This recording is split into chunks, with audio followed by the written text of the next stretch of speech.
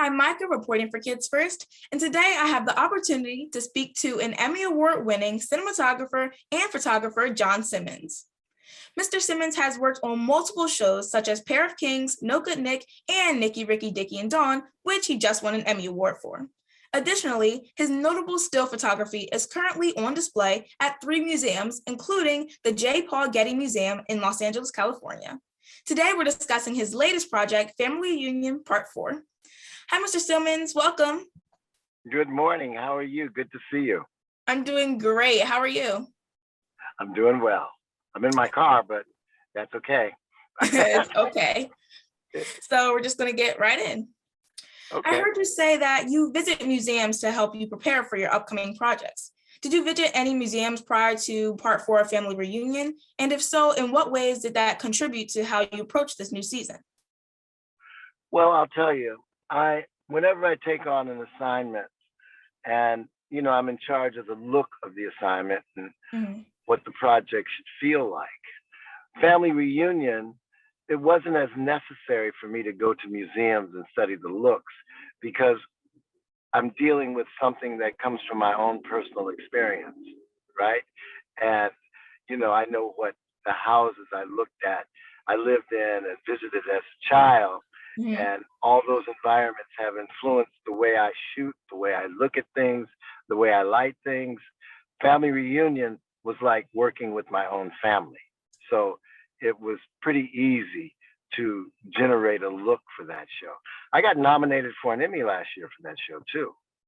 Yes, I heard, and that is a great job. Congratulations for that. And I definitely think you deserve it. And it's great that you could pull it from your own experiences to the show.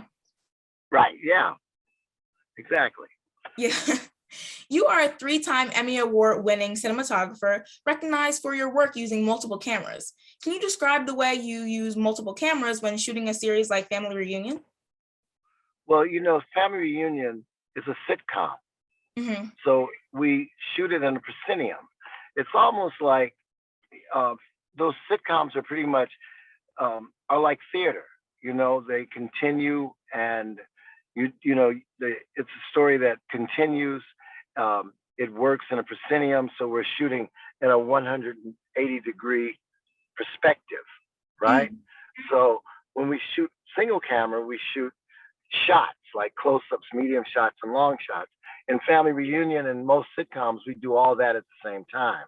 And actually, really, the approach to that started a long time ago with shows like I Love Lucy and things like that. The Jackie Gleason show and things like that. It's at the very foundation of TV entertainment, sitcoms are. And the approach in terms of lighting is very different than approaching a dramatic story. Because one thing about sitcoms is that they're dialogue driven, they're not visually driven. So when somebody gets nominated for cinematography for a sitcom, it usually comes out of the ability to express yourself visually in that environment a little more. So that requires a really good art director, producers that trust you to be able to interpret lighting in terms of a dramatic and narrative approach. So that's a very different thing. I don't know if I answered your question, but that's how it works. Well, the multiple cameras seems very beneficial when shooting a series like this because you get to see a bunch of different point of views and a bunch of different angles within the series. Exactly. I mean, because things happen a lot faster, our shooting schedule is basically a 2-day schedule. We shoot everything in 2 days, whereas an episodic show shoots things in like 8 days to 10 days, right? And we do everything in 2 days. And usually we would do the second shoot day in front of a live audience. But because of COVID, we're not doing that now. Family Reunion used to have some really exciting live audiences. It was really fun. There was lots of music, DJs, dancing, and people would really make it an event to be able to perform the show for people, Well, it's a job well done, and hopefully one day I can be in a live audience because it seems like a lot of fun to watch it all take place. It's so much fun, and it's, I guess we'll return to that after we get finished with this COVID crisis, hopefully. Recently, there was a live audience for a show because it was the final show of Last Man Standing. And they had a COVID tested audience, and they had plastic panels with small groups of audience people. But that's quite expensive, and I don't think they'll be doing much of that. You've been the cinematographer for many other TV shows. What makes this show different from others you've previously worked on? Well, this show, the one thing that was very different about Family Reunion is that, first of all, it was a very funny show. I mean, it's really entertaining. But the other thing that really made me feel good about working on that show is that it approached social issues, you know? And it's always interesting when someone can take a social issue and keep that thing serious and important, and at the same time surrounded with comedy. The other thing about the show that was really special to me is that Meg Deluche, the creator of the show and the showrunner, was very instrumental in giving people their first opportunities, right? And even if someone didn't do well and had to be replaced, she would still replace them with somebody who was on their way up. So she was very instrumental in moving people forward.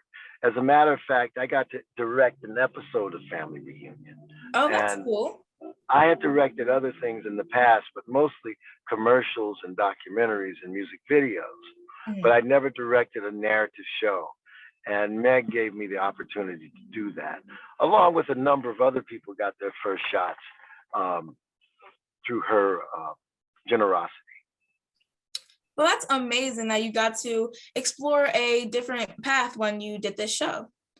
And you just said that you worked on music videos, which is so cool, by the way. And in the past, you've worked on music videos with some of the world's most influential musicians. Did that experience influence the way you shot the musical scenes in Family Reunion?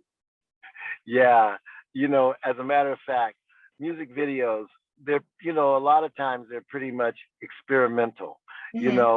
People pretty much leave you alone to be able to light the way you see it and to be able to use equipment that you don't normally use.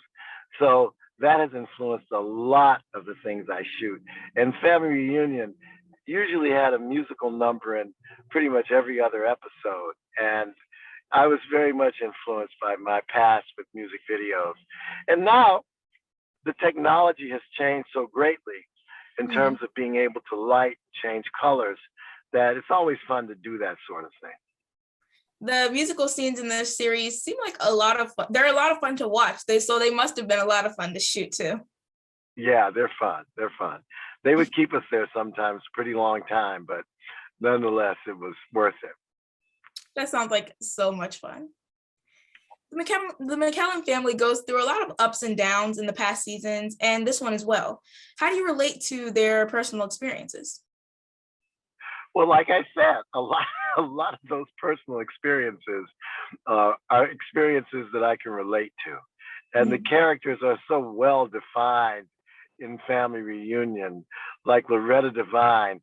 I don't know if it's that way in your family, but she's a grandmother that is a grandmother in so many families, and everybody's afraid of her.